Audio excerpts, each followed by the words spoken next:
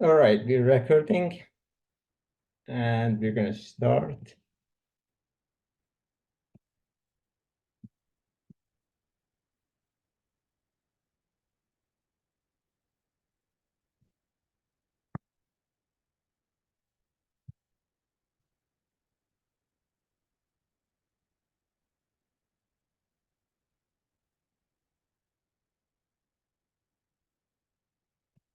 All right, ready to go. And welcome to Macroeconomics Hours of February 11 to 24. There's a typo there. I am 1 year behind the schedule, I guess. All right, so today Vlad may not be able to join us, and we're going to be talking about women and the labor market.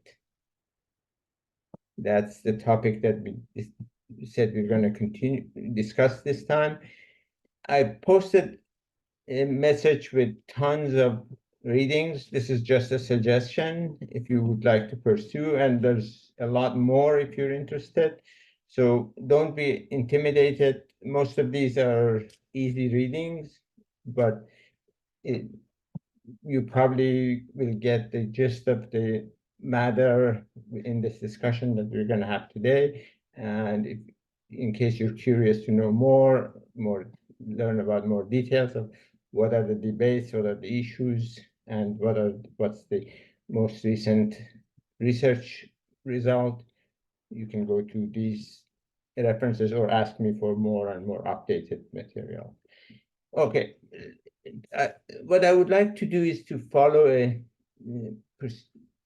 similar procedure. I'm going to be presenting a presentation that I have prepared, but if you feel like you want to interrupt me, ask questions, clarifying questions, any type of question, please just raise your hand so I ask you to speak and then ask your question, and then you're going to go further. So let's keep it more like an interactive dialogue rather than just me presenting, okay?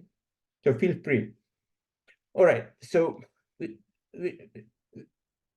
to present the discussion of what are the issues, what do we know, and what are the controversies around women and the labor market, I'm going to first start talking about some basics, general patterns, and some results.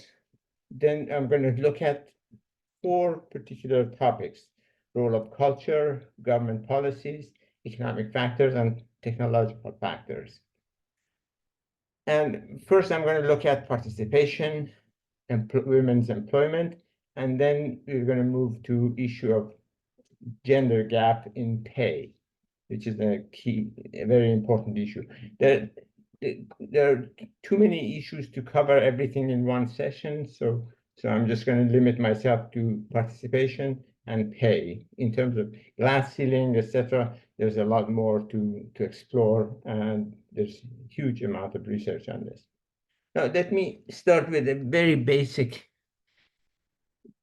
set of concepts to make sure we're all on the same wavelength. The issue of who's employed, who's not.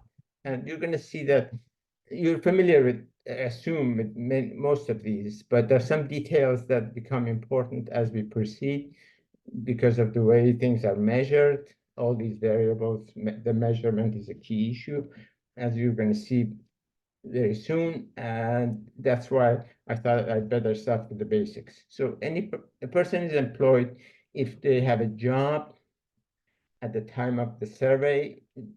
Someone is collecting data, ask them, do you have a job or not? And if they have a job, full-time, part-time, paid, unpaid, during that period of reference that the survey focuses on, then they're going to be considered employed. A person is unemployed if he or she does not have a job, but is either looking for a job or waiting for a job, or is on temporary layoff. A person who is neither employed nor unemployed is not in the labor force. That's like students, homemakers, retirees, etc. People on disability, for example. Now, the labor force is the total number of adult population participating in the labor market as employed or unemployed. And labor force participation rate is the share of labor force in total adult population. Normally we have the population above 15 is considered adult population, and the labor force is the number of people employed or unemployed that are in the job market, either are engaged or not. And then you take the share of labor force in total adult population times 100 gives us labor force participation rate. We can define labor force participation rate for specific populations, for example, women's population or people between 35 and 45, things like that. So you have a reference adult population, and you look at the percentage that is in labor force. And finally, unemployment rate is the share of the number of unemployed in labor force. So these are sort of some basic concepts.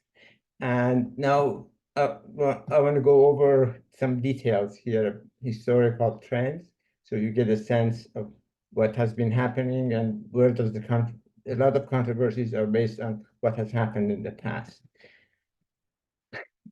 Think about the following question. Are you participating in the labor force if you run your own business and do not pay yourself a salary explicitly? I assume that a lot of you are going to immediately say, yes, you are employed. Okay, so how about somebody who's working on a family farm or family business, and they're not being paid explicitly, just the teenager, for example, working on the farm that their parents own? Should that person be considered employed or unemployed or out of labor force? Let's see if any of you have opinions on this. Anybody wants to? I would say they're employed because if you can make the assumption that if they weren't doing the work, you would have to hire someone else. Excellent. That's exactly the right way to think about it as an economist. But interestingly, in the old days, before 1945, when they wanted to collect data on labor market participation, a lot of times they just counted anyone who was employed gainfully for salary, especially when it came to women. Almost exclusively, they looked at women who are employed gainfully. If they worked around the house, that didn't count. And a lot of times women themselves did not consider themselves employed. So if you ask them, are you employed? They would say, no, I work around home. So that has caused a lot of problems for looking at historical records, because the historical records don't give us comparable data with what we have right now. Nowadays, of course, a lot of unpaid jobs are counted as part of employment and labor force in a country. But in the US, this is very small amount, so it doesn't make it's not a big deal. But for developing countries, it's a huge deal. In fact, most of labor force in some poor countries is unpaid family workers, teenagers working around the household, their own house and their own family farm, etc. So that's what I call narrow definition. People who are potentially can get paid or are paid being counted as labor force. If you look at what has happened in the United States historically and use the narrow definition, is going to see a rising trend from 19th century till early 20th century, and to this day. If we use a broader definition of labor force, which includes unpaid family workers and other people who are not explicitly being paid, then suddenly the picture changes. And here are the numbers. If you go by narrow definition, in 1860, just before Civil War in the US, about 16% of women were in the labor force. And by 1920, that had become 24%.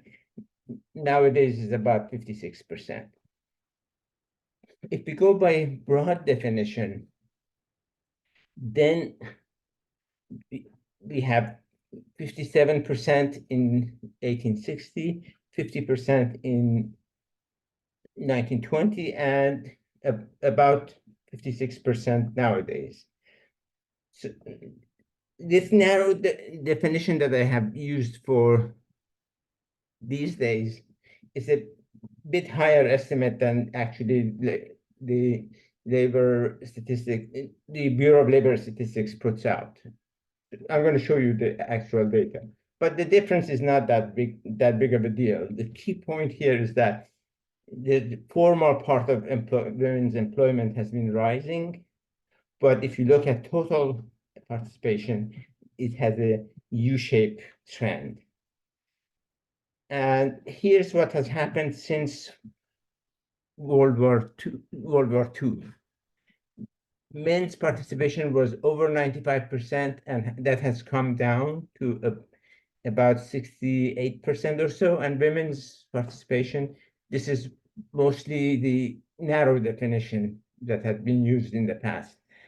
About 33% after World War II, it went all the way to 60%. And interestingly, has come down since then. So the question is, what made these brought about these changes?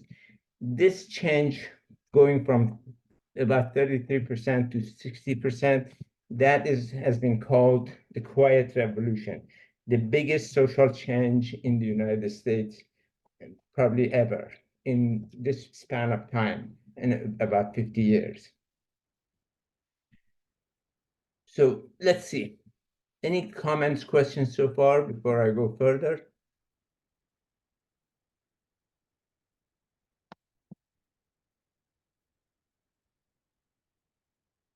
All right, now, what I showed you was over time, a U-shaped curve. You can see the U-shaped curve also if you map female labor force participation rate versus GDP per capita. So more developed countries tend to have relatively high participation rates, around 60% in this range.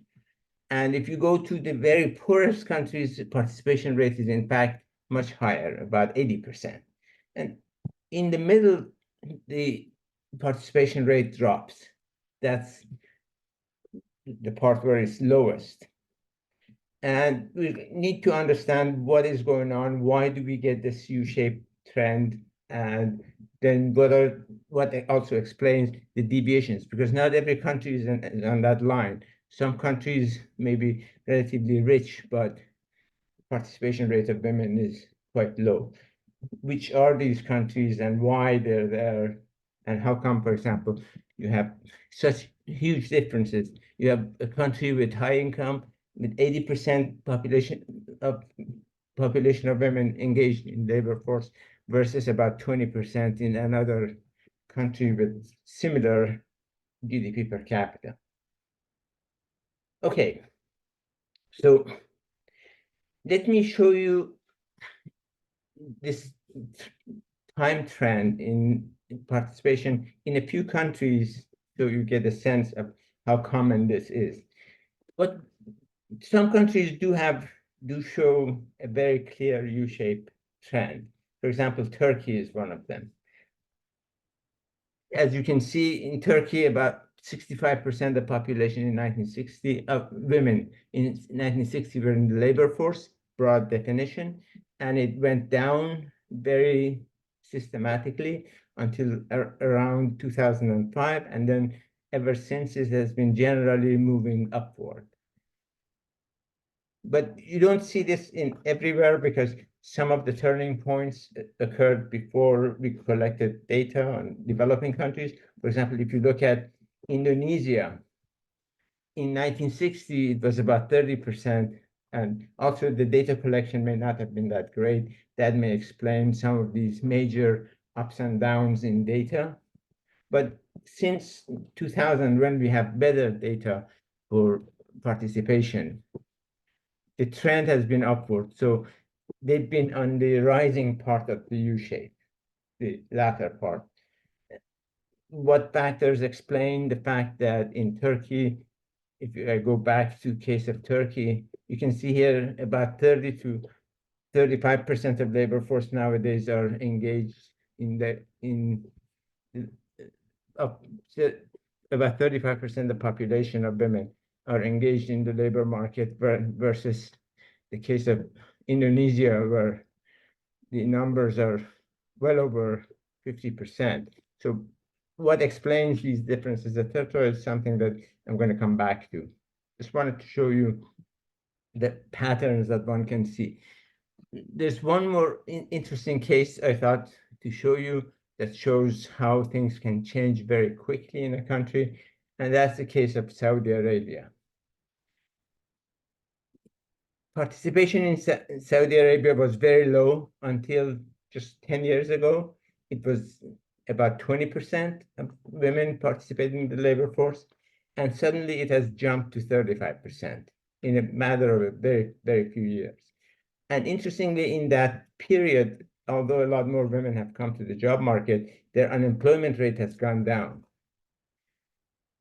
And that shows the significance of policies. What has happened in the past 10 years, 10, 15 years in Saudi Arabia is a major shift in government policies towards women, especially women and labor market.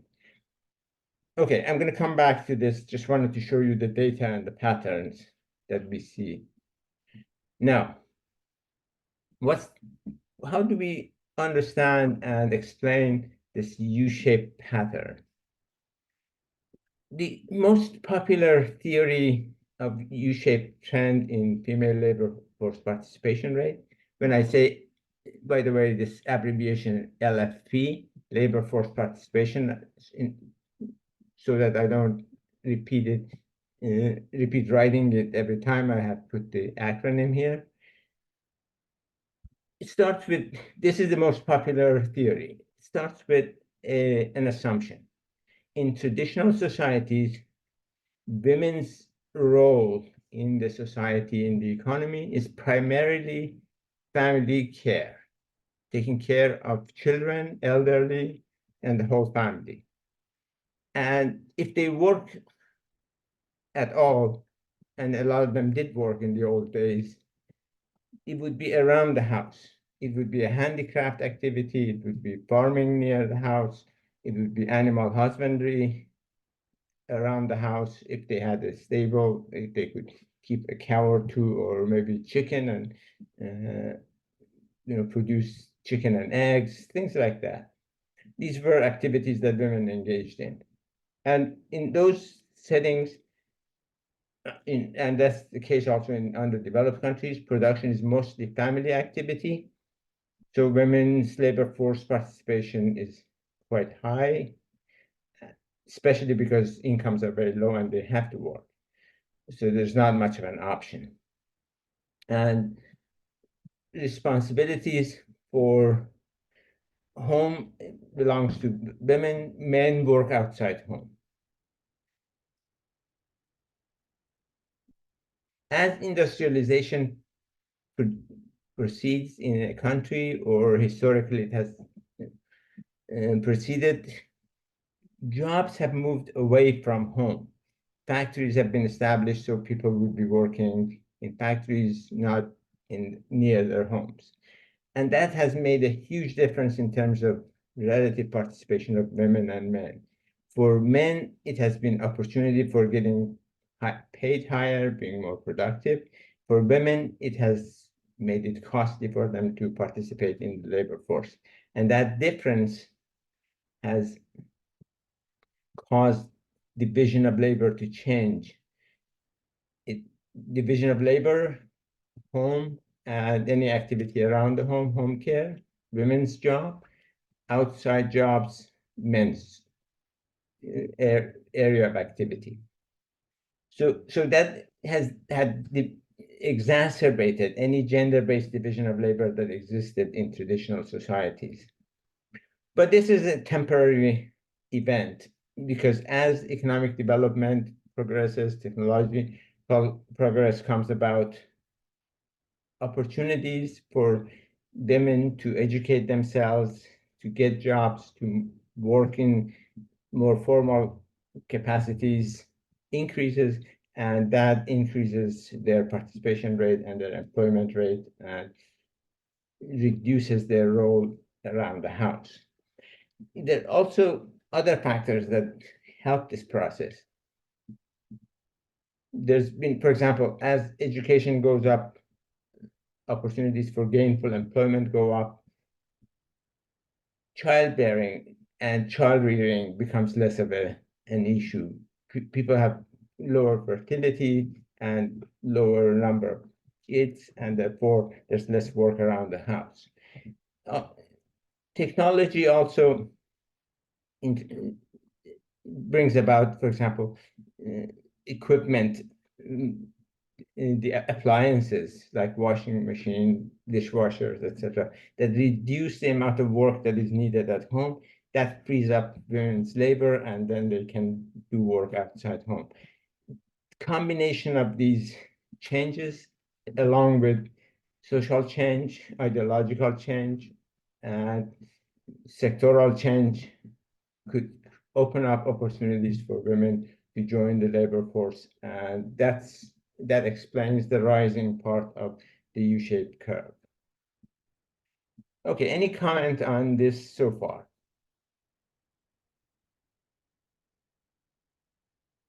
It's a great explanation. Professor, Sir. go ahead. Go ahead. Awesome. Say it again. Okay, this is Anna. It's a great explanation. Thank you for doing this, first of all. Appreciate this, everything that you have Sure, put sure. together, gathered for Thanks us. for joining us. I try to when I can. Absolutely, that's great.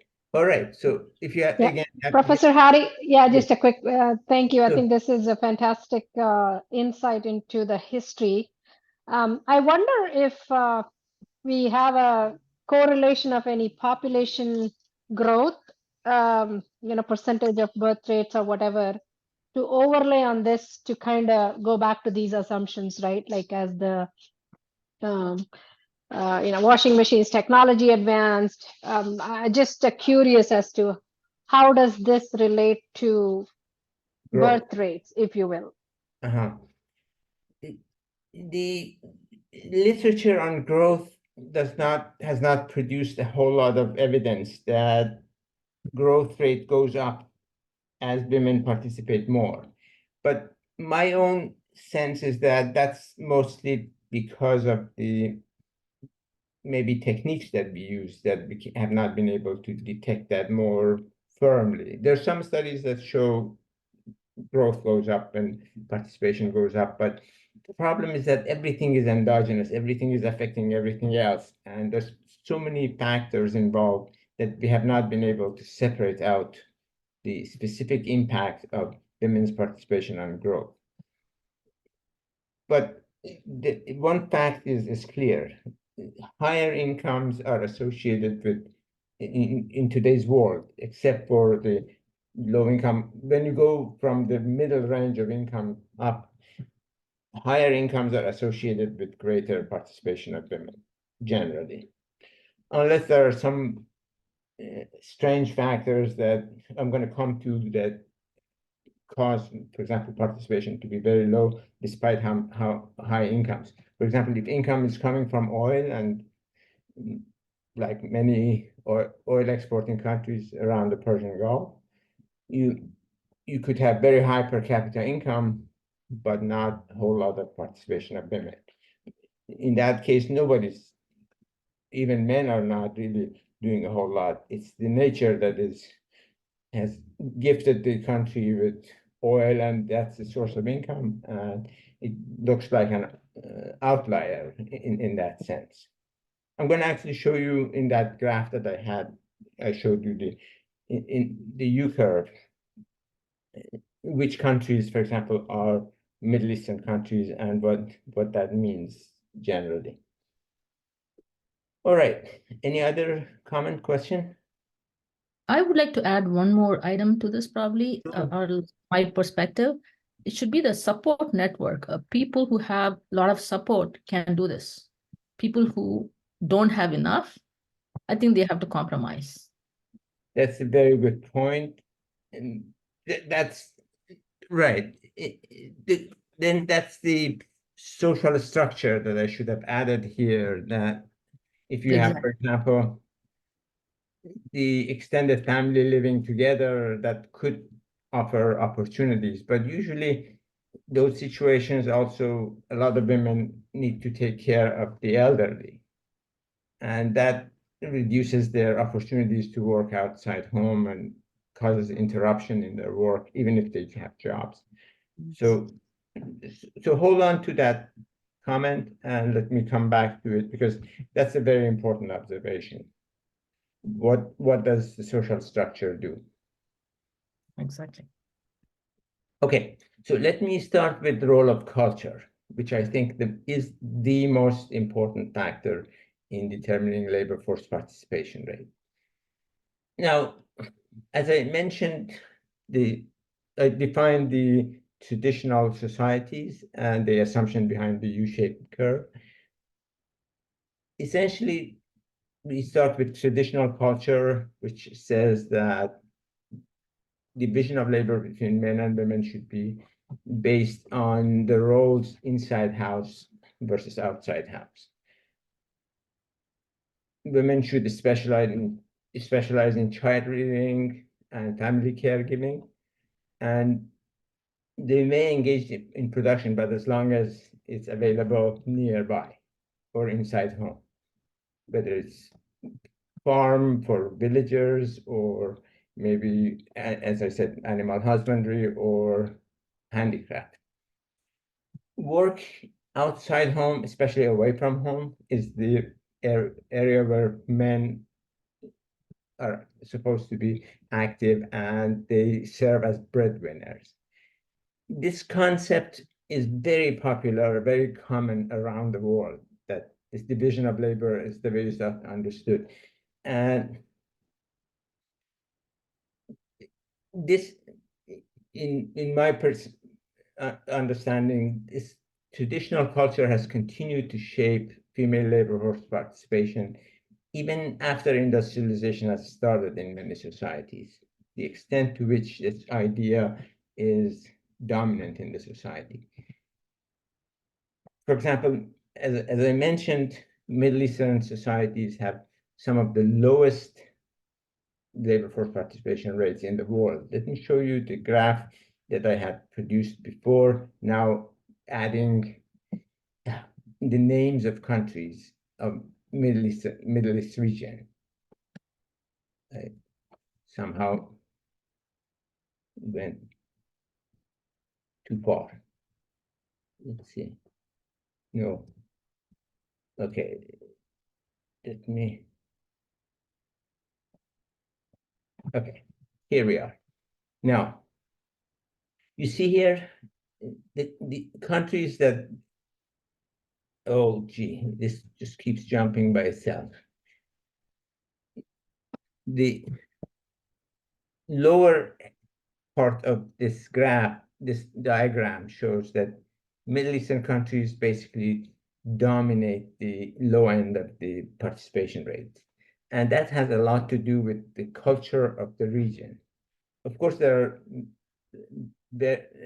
a lot of variation, but it's really the oil-rich countries that have managed to break away from this pattern to some extent. I have done some research on this, but it seems to me that essentially these countries, the Bahrain, UAE, Kuwait, Qatar, they are rich enough to subsidize women's participation. And also in terms of finance, they have money available to make resources, financial resources available to a lot of women entrepreneurs. So in terms of entrepreneurship, in terms of being employer, being professional, independent professional worker, you can see that in these countries, in these 4 countries, there's quite a few of them. They've also started going through some social transformation, giving women a lot more role in the society. Other countries like Saudi Arabia until recently, this data, by the way, belongs to about 10, 15 years ago. So I tried to average the over the 4-year period, 5-year period, so that I get more data points, and also I avoid fluctuations that may have accidentally increased the participation or reduced participation rate as measured by surveys. So anyway, for Saudi Arabia, for example, until recently, we saw this before, that participation rate was quite low, and it has managed to jump up. There are websites nowadays that show you the trend in each country over the past 20, 30 years. And I'm going to post the link to that site later on. I forgot to do it last night. But you can see here that is amazing. For example, Iraq, Algeria, West Bank and Gaza, these are very traditional view.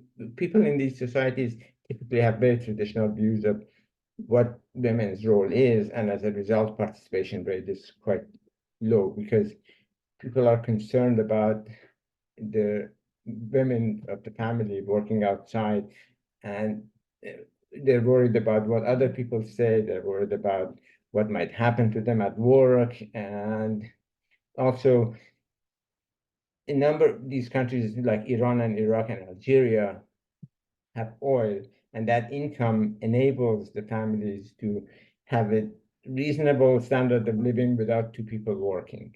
So that may also have contributed to low participation rate in these countries. So let me go back to the role of culture. And there's another interesting pattern that high female labor force participation rate can be observed in countries that have experienced socialism, like Eastern Europe, like Central Asia.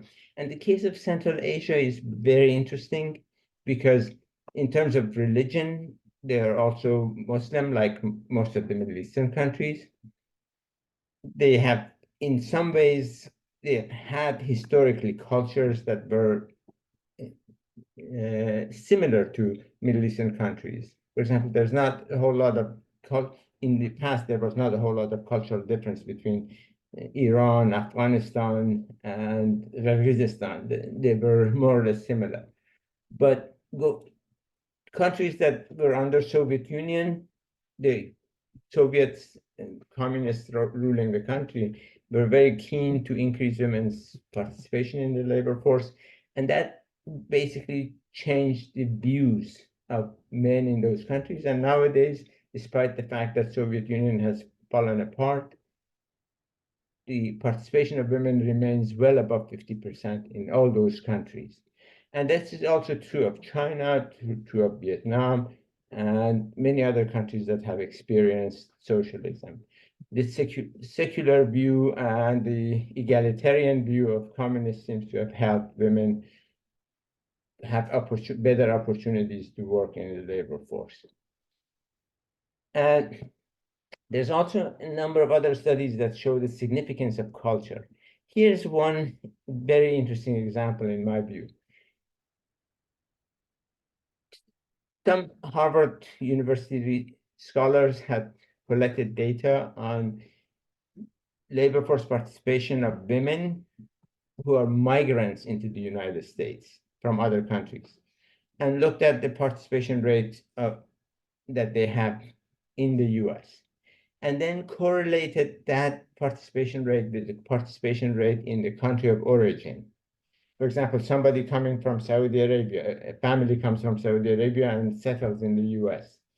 What's the rate of participation of women in that of that household compared to another set of families, for example, resettling from Russia, coming to the US.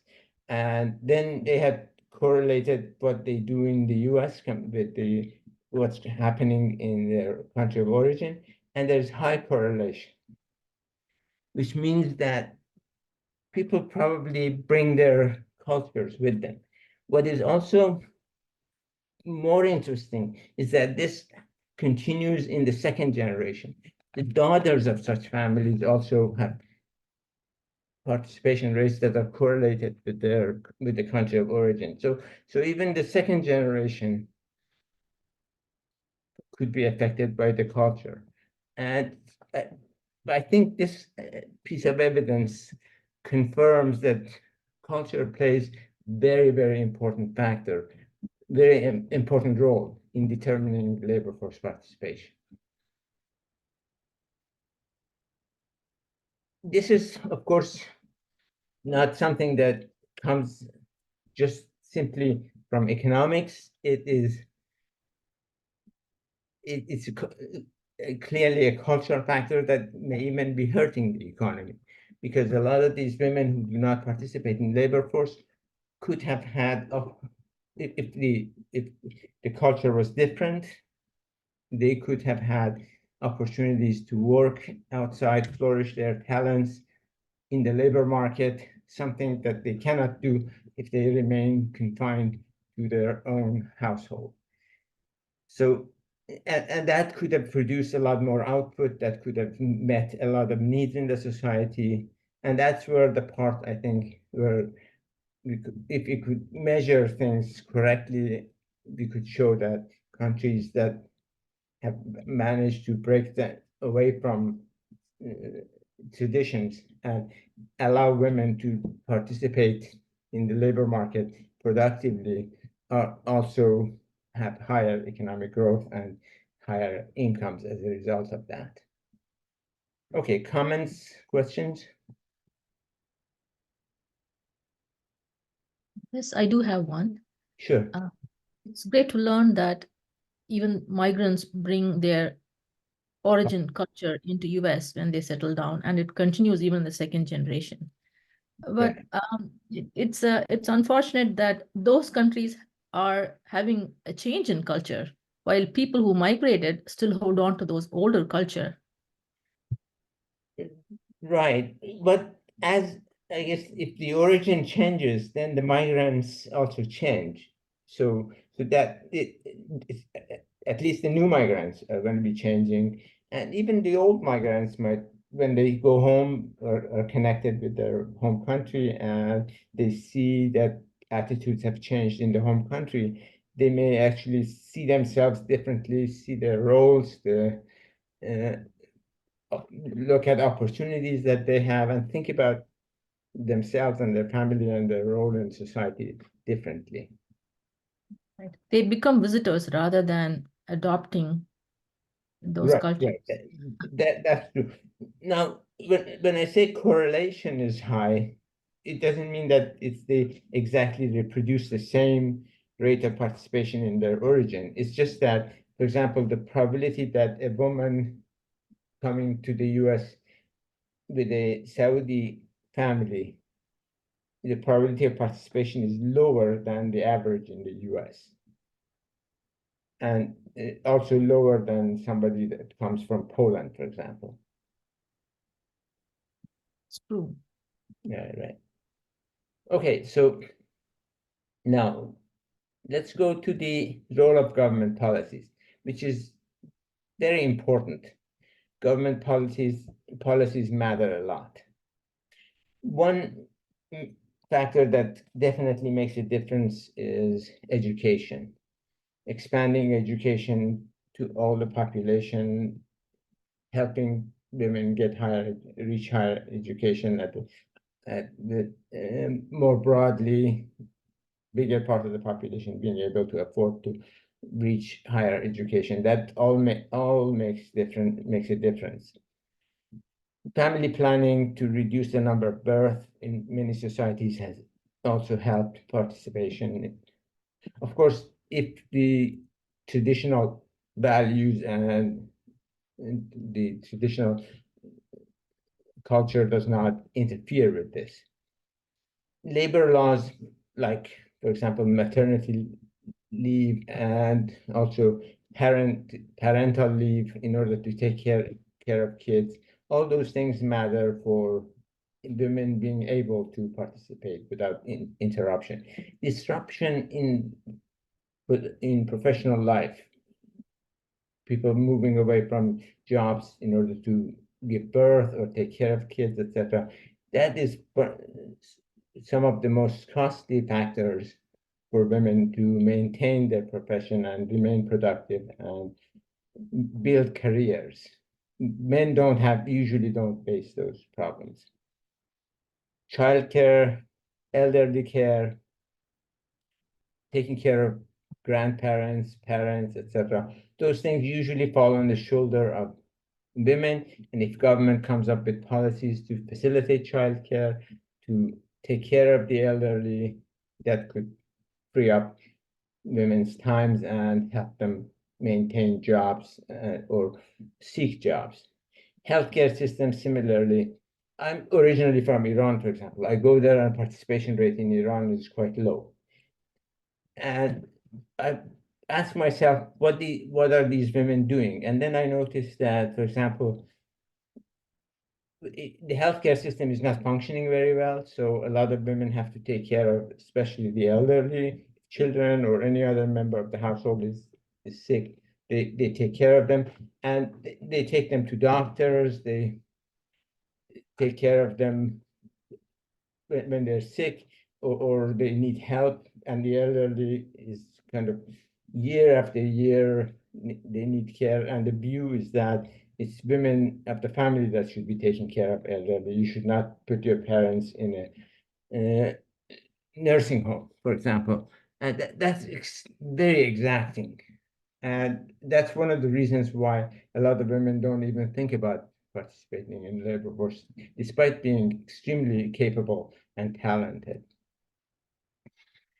Social insurance systems matter, disability coverage matters. All these things are policies that could make a big difference in terms of support for women to be able to continue in the job market. One other issue that in many countries is a major concern is harassment prevention policies. For example, in Egypt, it's very well known that a lot of women do not participate in the labor market explicitly, and their families wouldn't allow them to do that because they're concerned about harassment, especially sexual harassment at work. I've seen tons of Egyptian movies exactly on this topic. How women who try to make a life for themselves, be independent, get harassed by the employer. Transportation policies matter, whether there's good transportation system for women to go to work and move between home and work quickly and easily. All those things, these look like minor issues in the decisions, but if you put them all together, they make a big difference. Now, many government policies are in fact determined by the culture of the country and the conditions of the country. So, especially among the elite of the country. So in that sense, culture plays a much bigger role than the direct effects that I mentioned earlier.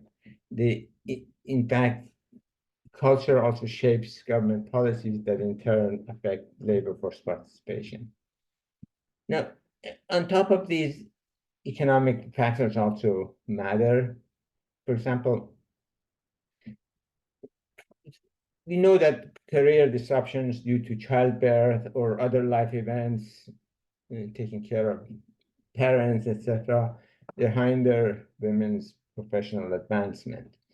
But then this can be exacerbated by economic fluctuations. Any shock to the economy could actually disrupt the career, and that could sort of create incentives for a lot of women to leave the labor market. And if I go back to, let me go back to what I showed about the US trend in the US labor market. Here you can see the disruption due to COVID. This part, you can see that when COVID hit, suddenly participation rate went down, both men and women, and there's been some recovery, but they are still, in case of men, we're still below what it was, and women has sort of touched the levels of participation that had been reached beforehand, before the COVID problem. But COVID or any other major macroeconomic event or shock could actually affect the decision to participate or not. And this could be very costly for women's careers. Okay, so I was talking about economic factors.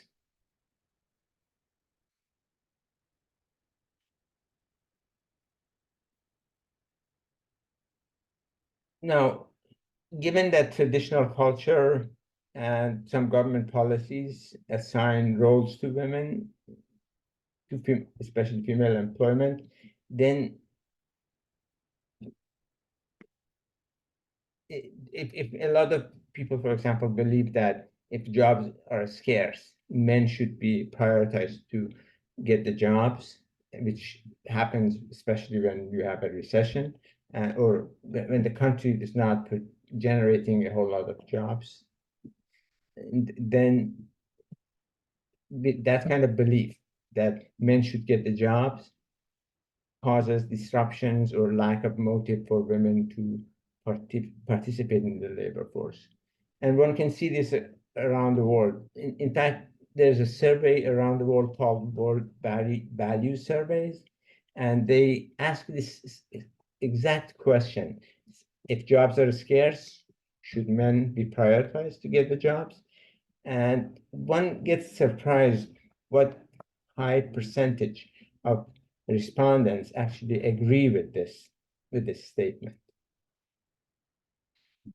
And the more of the population says this or believes in this, you see that participation is lower, and also women's pay is lower in terms of achievements in career. The women make less progress as a result of this kind of worldview.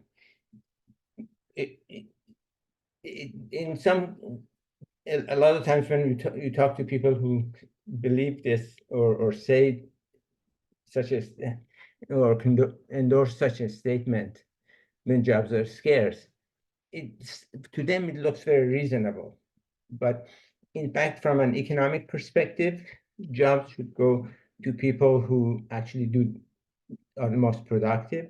And besides, when jobs go to women, it doesn't mean that men can't get jobs. In fact, when women get those jobs, then that generates income, and that income can come back and create demand for other products, for other jobs, and men could get those jobs. This similar argument has been used, for example, against immigrants in this country and in many other countries. Immigrants should not come in because they take away our jobs. But that doesn't take into account the fact that those people come and provide their services, benefits a lot of households, the consumers of those products, and also creates demand for other products where other people or the target population, the group that is complaining that we're losing our jobs to immigrants, or in case of men versus women, women coming and getting the jobs, men who complain don't realize that actually there's no fixed number of jobs. More jobs can be created if the economy is run properly. So another economic factor that makes a big difference in terms of participation of women is shifts in pattern of production. For example, sectoral shifts that favor office work, services becoming more important, that could affect female employment and female participation. Trade shocks or openness of the economy also could have an impact on female participation. There's some evidence that shows for developing countries, the more export-oriented the economy, the more female employment one observes in that country. The data that I showed you from Indonesia, in fact, you saw that there was growth in female labor force participation throughout the history since 1960, and that has a lot to do with the export orientation of Indonesian economy. Okay, before I go further, let me check again to see if you have comments, questions. Now, technology, go ahead. The last chart, Professor, had that office jobs. Could you go back one slide, please? So,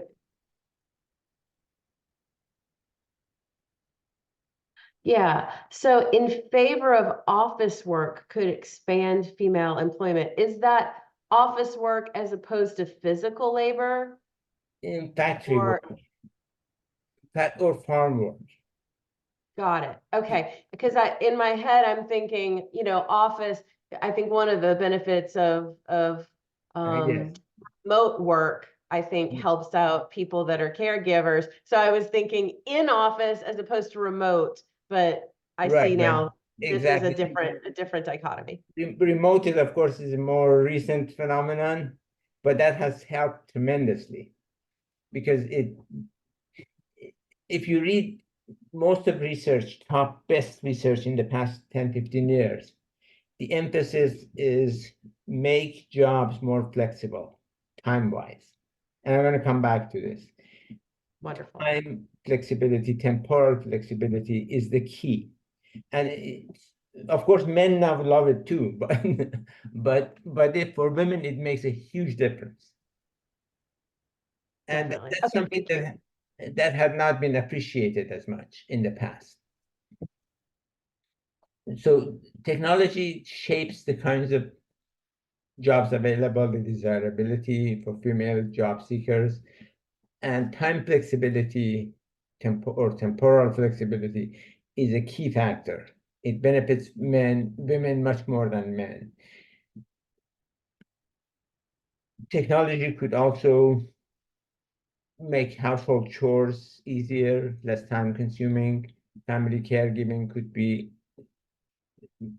done with less time.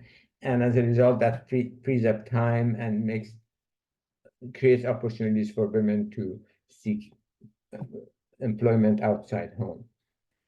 New technologies may eliminate some jobs, especially, for example, artificial intelligence nowadays is undermining many routine jobs. And to the extent that women are in those types of jobs, they may get hurt by this. But also, at the same time, the technology like AI creates new opportunities for other jobs. And historically, these new technologies have done this, destroying some jobs and creating new ones. And it depends on how the labor force takes advantage of these new technologies. What does the educational system do to sort of adapt itself to the new technologies and give students skills that help them do more and be more productive with the new possibilities of the new technologies. All of these things have differential effects, of course, on men and women. And the problem is that right now we can't be sure, and there's some questions whether this is going to benefit men or women more. My own sense is that it's artificial intelligence in the long run is going to benefit everybody, especially women, I think. But right now, there's a lot of research going on this and kind of not 100% clear. Okay, the last topic I want to cover is issue of gender gap in pay. How much women are paid compared to men. It's very well known that women's pay tends to be less than men's in most professions. This could be due to discrimination. Some argue that this is due to differences in productivity. And these are questions, of course, that one cannot be sure. There's research to try to figure this out. And differences in characteristics of workers, for example, and preferences of workers. Women may not be willing to do the kind of work, sort of spend the kind of time and particular hours of day and night that men are willing to work. And that could cause firms to hire men and pay them more compared to women. So temporal flexibility is very important from women's perspective and could make a huge difference in terms of their participation and jobs. Someone who has done probably most interesting and most leading research on this is Claudia Goldin, who won the Nobel Prize in economics recently. And her work is really revealing in terms of what happens in the labor market to women and what are the solutions. She argues that firms have an incentive to disproportionately reward individuals who labor long hours and particular hours.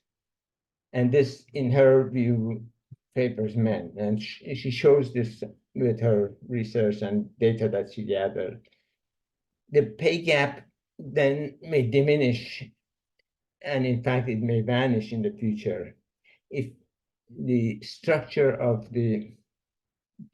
jobs changes in the coming years, and especially in since COVID and remote work, opportunities for this flexibility have emerged. So we might observe much more equality in the coming years.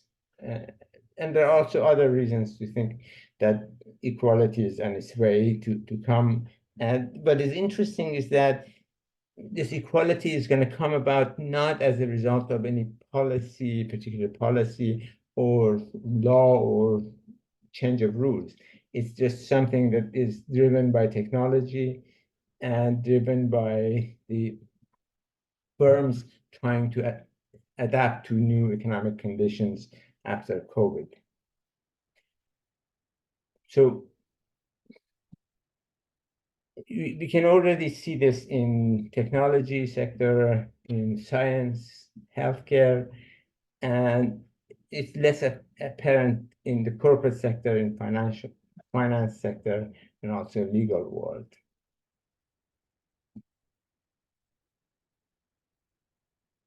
One last topic regarding the earnings gap is that gender gap actually widens after graduation from school. Suppose take two people, a man and a woman, graduating from high school, and then they get jobs, or graduating from college and then they get jobs, and then track them through time.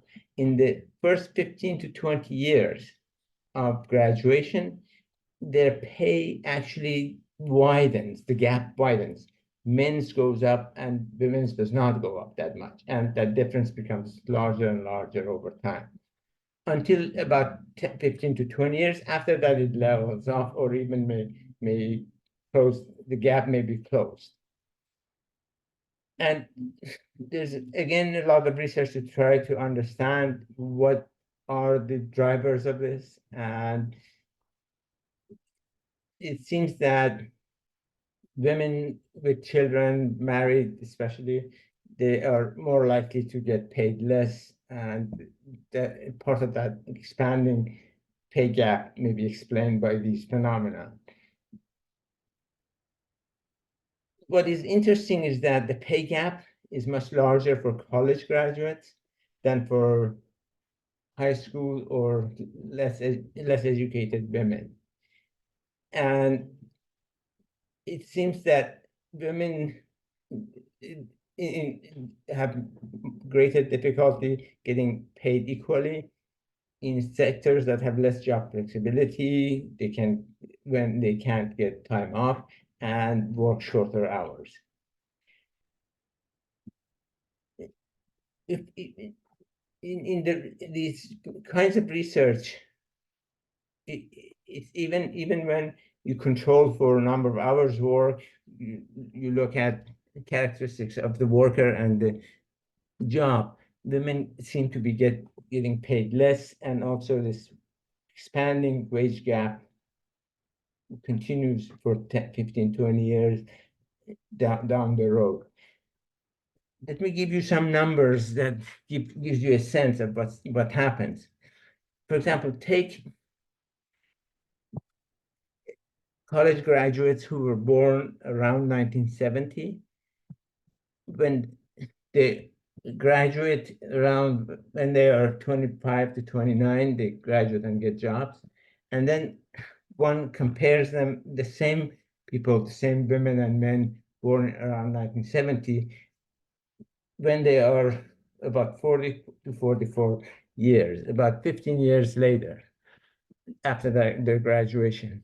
And it seems that the pay gap is about 10% when they start, but after 15 years, it becomes more than 30%.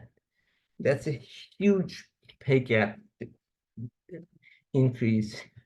And women seem to be really disproportionately being hurt by this phenomenon.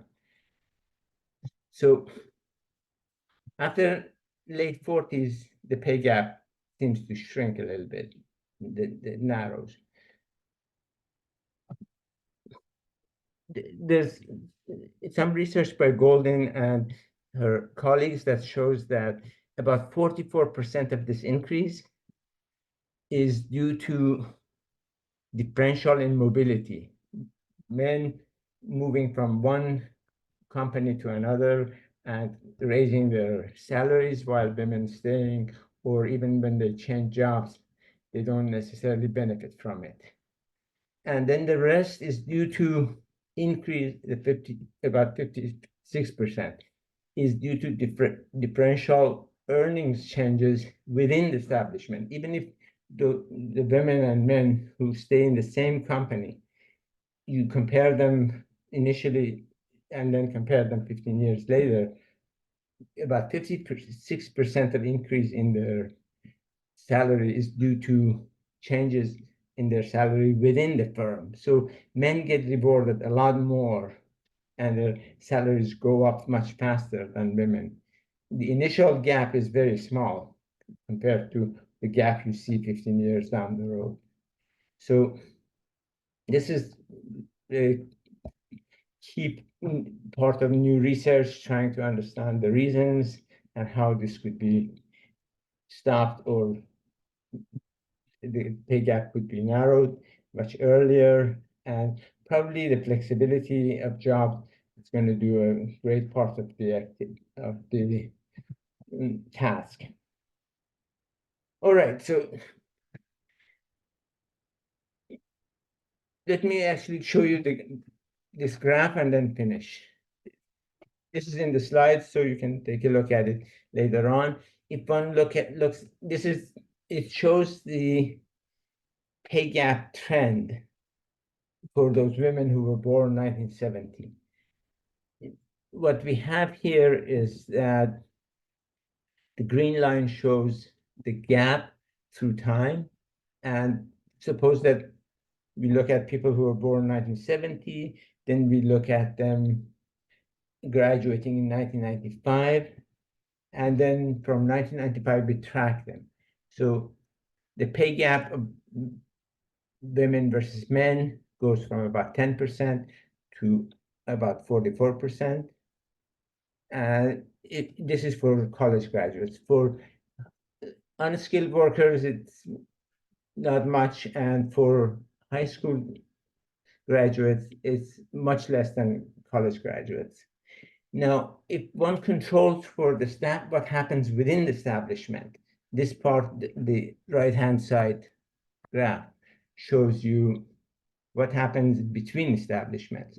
And that it shows that for college graduates, between establishments, the difference for men and women is not that much, and it increases to about 20%. So out of 44%, 20%, 21% is due to within establishment, and the rest, the difference between the two, is due as a result of the within.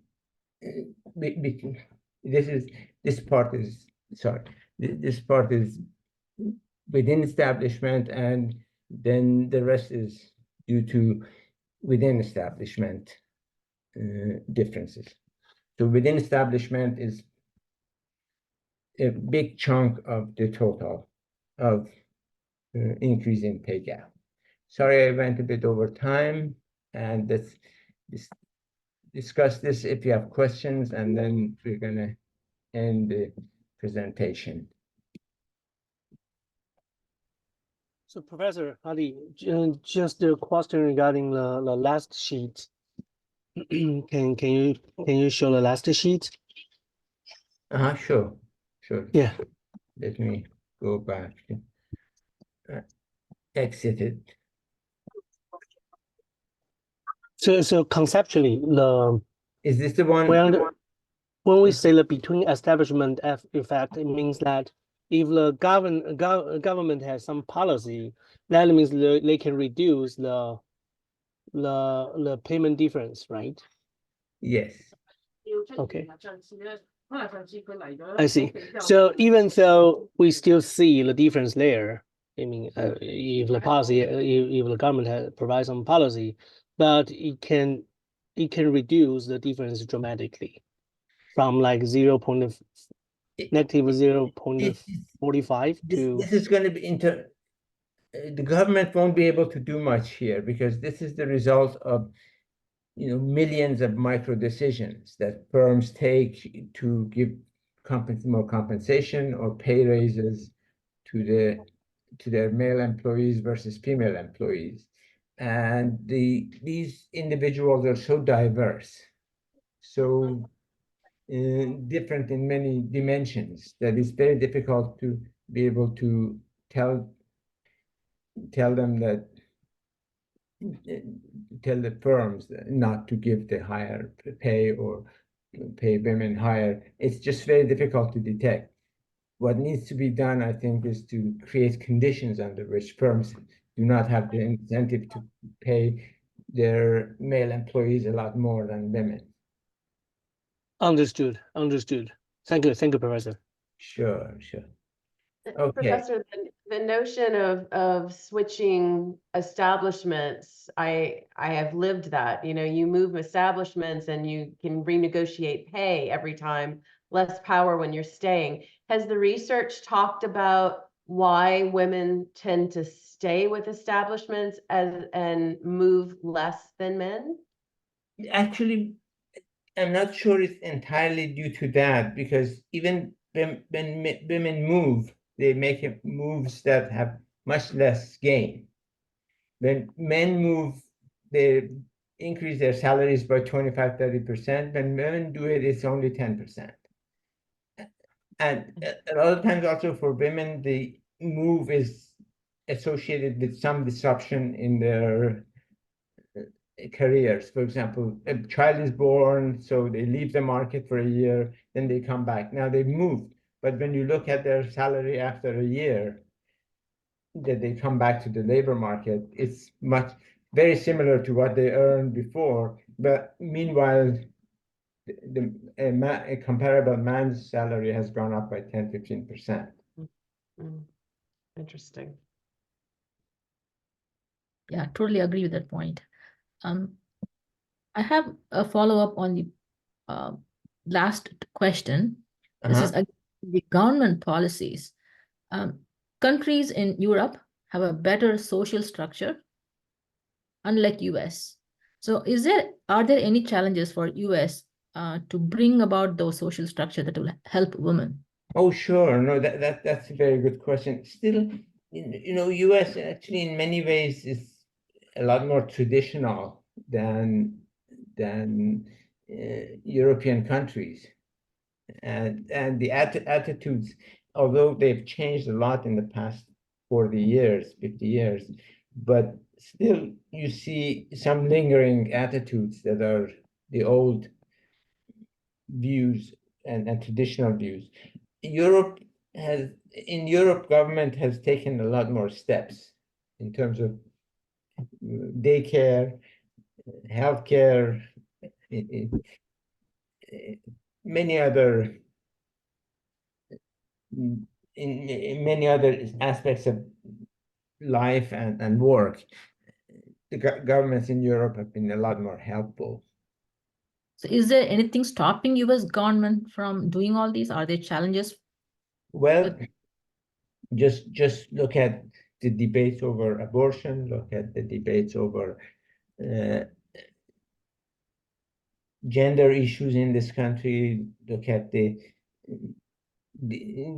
way, for example, politicians view the situation.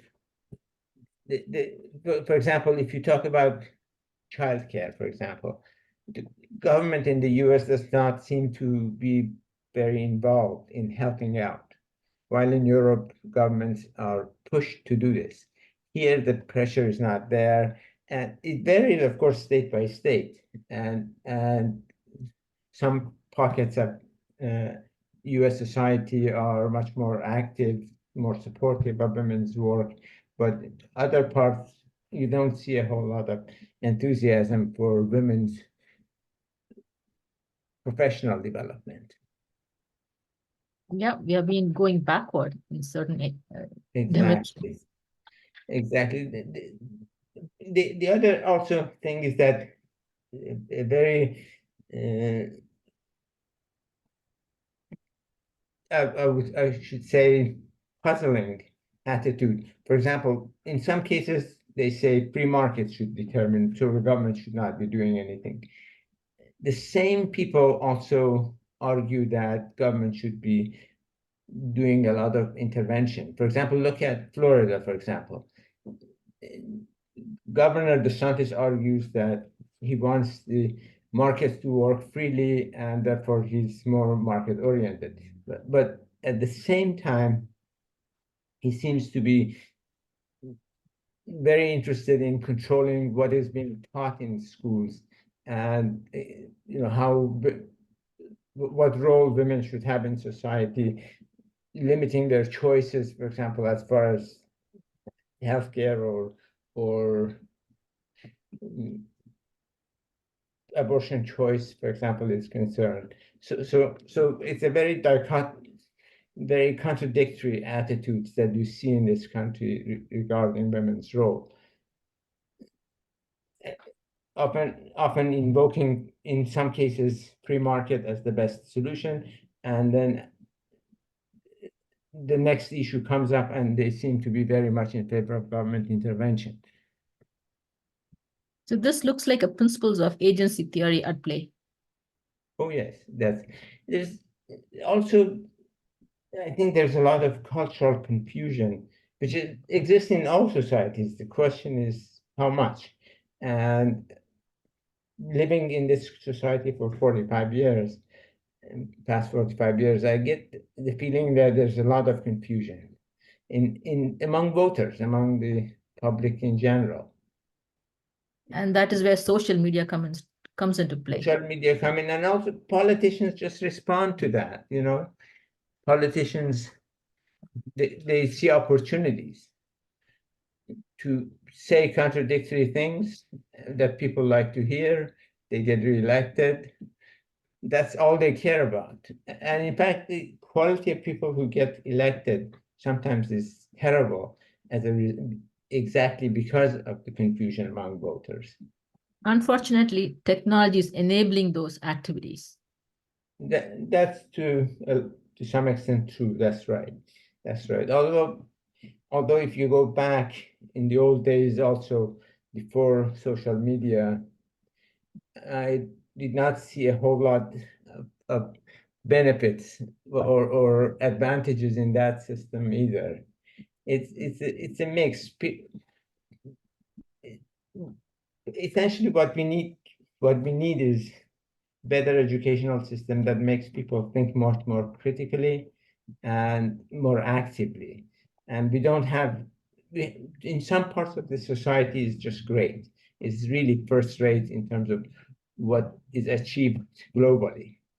But then there's another part of the society that thinks and learns and educates itself, or if at all, in terms that are really unproductive and not scientific, not really, how should I say it, not very productive. Stu, thank you for your perspective.